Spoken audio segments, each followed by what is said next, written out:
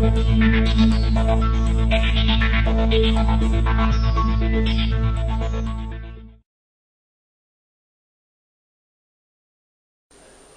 to everyone, a very good morning to those in the US and good afternoon to those in Europe. So just going to do a bit of a preview ahead of the Bank of Canada rate announcement today. So that comes ahead of the Bank of England tomorrow, and then the well-anticipated ECB rate decision and press conference tomorrow afternoon.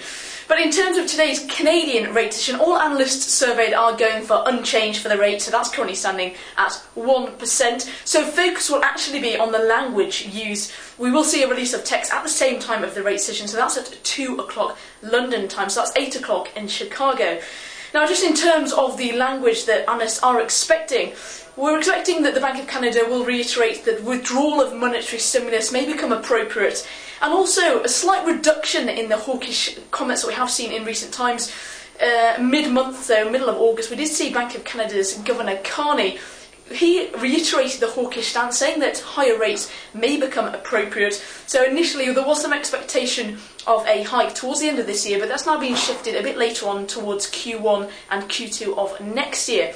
So analysts expecting a slightly less hawkish stance today. However, if it is more hawkish than expected, we could see some strengthening in terms of the Canadian dollar, or if it is more dovish than expected, we could see the reverse of this and see some weakening. So it'll be interesting. Again, that's at 2 o'clock London time.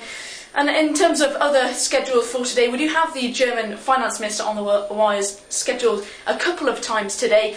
And also we've got API inventory numbers after market, as usual, the day before the ECB rate decision. Any sort of comments hinting towards any decisions taken by Draghi will be keenly in focus. Any source comments or anything leaked ahead of that decision will or could be a market mover. But for the time being, that's enough from me. Hope you have a great trading afternoon, and we'll have a bit of a wrap up for you at the Wall Street closing bell.